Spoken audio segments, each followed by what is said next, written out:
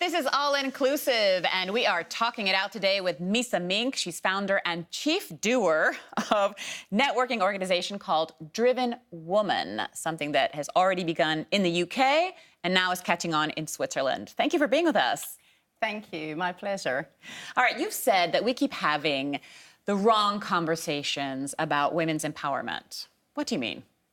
It's very much focused on what is wrong with the organizations and with companies and how basically the system is not supporting women's careers and women in business. Whereas we can engage in kind of looking at what's wrong, but I think our message is quite powerful, which is every woman can do something for themselves, that they can change their situation no matter how unequal or how imperfect their environment is. So this is the conversation we should be having. This is the conversation we should be having. Okay. So if you think that your company is not paying you fairly, for instance, and you would say, okay, this is not on, and all those women would walk away and find a company where this has been addressed, obviously we would see much faster change. You think so? Yes. So you think it's really is rooted in changing the conversation? Okay. Now, you're in town for this event. Yes. The Festival of Doers. How do you intend to use this in order to change the conversation?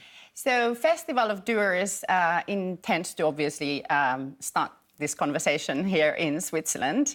And we don't only do conversation and inspiration, but we also provide tools so that women can start taking those small steps towards the kind of life they want to build and the kind of careers or businesses that they want to be engaged with. Now, we mentioned earlier that this is already something that you started in the UK, in London, and now you brought to Switzerland as your first foray into foreign territories, shall we speak. I know you have networks established in different European countries. That's right. But this is the first time the Festival of Doers leaves the UK. That's correct. So why Switzerland? Why Switzerland?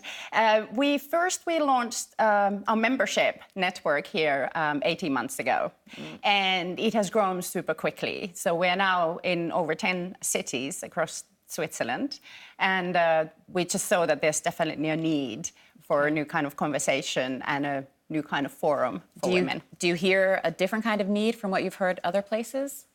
So what is happening in the UK is that women are more and more seeking for, in terms of where they work and their career and the kind of businesses they are building, they're looking for sort of deeper meaning. So not only kind of to, raise the career ladder and make more money and have a bigger title, they're looking for something so that they can make an impact.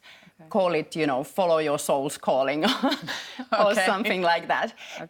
But what we can see here coming through the Swiss membership, and I meet, hundreds of women all the time and I hear their stories, is still very much a story of that companies aren't supporting as much already on a basic level, career advancement. Pay, you mean, or promotion? Yeah, equal pay. Okay. And also that women are penalized if they don't stay at home. So there's still a very much expectation that you, after having kids, that you should stay at home. So how do you propose that women solve these kinds of issues in Switzerland? So, of course, I think where it starts is that we have to get very clear within ourselves what we want. And of course, for most women, like for myself, it also includes family, time for health and, time for the loved ones. But it doesn't mean that we shouldn't be able to, use our intellect and our power to create something interesting and have an impact in the world. So I think the first step is to define what that means on an individual level. And is this the new kind of ecosystem that you have been proposing? Yes. So what does that look like? So at the moment, it's very patriarchal, as we know. Yes. And many organizations and environments are based on masculine values. There's nothing wrong with masculine values. It just gets difficult when it's only masculine values. So I think what women can bring to the table more feminine values, which is collaboration, intuition, innovation, and nurturing, and many other things. They just haven't been valued by the system. And I think if we can get to a place where both masculine and feminine values are equally appreciated, then we are starting to build a better environment for everybody, for men and for women. So do you believe then that we're actually experiencing a new wave of feminism? You can call it that if you like. However, there are certain words I wouldn't want to use, and one is a fight. There's all the time a lot of like... Is it too negative? Or? It's too negative. And I think if we keep that mindset that we have to be fighting something, then we're spending our energy in the wrong place. So rather than kind of engaging in what has been and what is not perfect, I encourage women to look at what they can change in a very positive way right now, rather than complaining what is not perfect. But is engaging as active as fighting? I feel like... Maybe not, and maybe sometimes fight is necessary, but I can see that you can create a lot of change if you do this kind of positive movement. And as an example, so if I look at Festival of Doers tomorrow, we've been able to engage with very positive companies here in Switzerland. For instance, UBS, who's hosting us in their venue. And obviously they are very, they take it very seriously, you know, diversity and inclusion. And another company that is participating is Microsoft. And having spoken with their female senior leaders, I can see that the company is really, it's not just talk, but they are actually, you know, respecting feminine values, and they are changing the way the company operates. So my message would be that if you are in an environment where you struggle, look for another environment, and that's very peaceful. And you brought up UBS, and I'm happy that they support you. That's obviously a positive thing for your company, but UBS doesn't have a lot of women on their board, for example. So isn't that the kind of thing that needs to start at the top? Absolutely, absolutely. And I'm sure there's a lot of work to be done in most companies, both in Switzerland and in the UK. But I think we can see a faster change if we women take the responsibility of it, rather than sit and wait that the system will change. But that also requires women supporting each other. And something I've also heard you say is that women often find the greatest opposition from other women. How do you resolve that? First of all, do you believe that? And how do you resolve it? I think where we see that happening is when women have brought in the masculine agenda. So they've kind of became part of the patriarchal system. And then basically what happens is a lot of competition and very sort of linear thinking. And then there might be this friction. Okay. But if we go to communities where women are able to express their feminine values, then we find the sisterhood and the community. And women are naturally very supportive of each other. Yes, I mean, generally speaking, yes. I think so. I've encountered both in my life, to be honest. Yeah, and we will always have that. It's never going to be black and white. There's always going to be the extremes. So talk to me a little bit about DrivenWoman. At what point, you have a background in branding, marketing. At what point did you say, okay, done with this, I want to focus on DrivenWoman? So I think the change really happened when I had my twin boys. When you became a mom. Yes. And I started looking at success in a way that I absolutely adored my career up to that point. I loved what I was doing. But I wanted to include more free time, and I wanted to include time, obviously with my kids. And I was thinking, surely there's a way to be holistically successful. And that's when my definition of success started to change. But something always has to give, Miisa. I mean, you can't, it's like expecting that you're going to be a 100% top, career person and 100% top mom. I mean, we're just the one person. Yeah, and feeling, hey? That's not possible in an organization that doesn't support flexible working and doesn't support these things so that you can actually combine the two. So obviously, many women, they have to look for other solutions. So just because we become moms doesn't mean that we shouldn't be very useful for the society and that we wouldn't have great ideas. So that's what I'm promoting. And great if you can do it within an organization. If you can't, then you have to go and look for other solutions. And that's basically what I've done. Now, this is also CNN Money. So you are a branding person. You have that background. So I assume you're also keen on monetizing your efforts, your Driven Woman brand. How do you do this? So we have very big ambitions.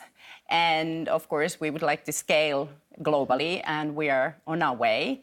So we are only a 5-year-old company at the moment, so very much a startup. Yeah. But we are on our way to now scaling across Europe, and further on, our ambition is to reach 1 million women globally. So, and it's based on memberships. It's based on memberships, yes. So you become a member for what, a month or a life or a year or? It's important that you commit to the journey. So what this membership, it's very different to maybe your usual women's networks because it supports you on your journey to whatever it is you want to create for yourself. We call it a bigger life. It can be a smaller life, a more simple life, if that's what you want, or it can be a more abundant life. You define it. But and then you pay accordingly? Or... No. Okay. You show up in member meetings once a month. Okay, once a month. Okay. So generally, our members they stay sort of 2, 3, 4 years because change doesn't happen overnight. Right. So festival doers and other of these like one-day seminars, they're brilliant. But they can only deliver so much. So then you have to actually start the work. You have to actually do the work. Sure, that's like the starting point. But what makes what you do different from so many other professional women's groups and help groups and support networks out there? It is the accountability. Why would I sign up for this instead of something else? So there's a couple of things. It's the accountability and the support. So based on research, if you want to reach your goals, number 1, write them down. Number 2, share them with your friends or some other people. And number 3, become accountable to somebody. And that's exactly what you get in the groups. So you will move forward. There is progress if you come to this once a month and you're really present with your own goals and your own dreams.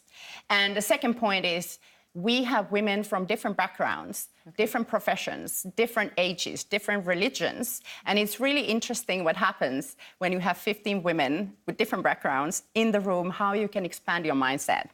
Tell me about, have you heard of this concept of diversity fatigue, where we're talking so much about diversity and inclusion that I wonder, is it possible that a danger that people start just tuning out? I think so, absolutely. And if I may bring an example, Serena Williams' case on Saturday, not every situation is a sexist or racist situation. So I think you're absolutely right. We can't turn every personal situation into this conversation, basically. Yes, and to that point, I mean, is this conversation just... yes, when you put too much focus on it, it's like, okay, I heard this already. I mean, just move on. Yes, and that's why our focus is not in that conversation, but in the small, actionable steps that every individual is just quietly doing for themselves. Yeah. Well, and actually, Serena has received a lot of support for her case. Sure, and I'm sure there's always going to be different opinions. But if you look at what actually happened, and if you look at the rules of the tennis, my opinion is that she just had a very tough umpire. That's all. Yeah. All right, so what are your future plans for Switzerland? We keep expanding our network. And of course, as it looks to be a success tomorrow, lots of people are coming. We keep bringing Festival of Doers to Switzerland on an annual basis.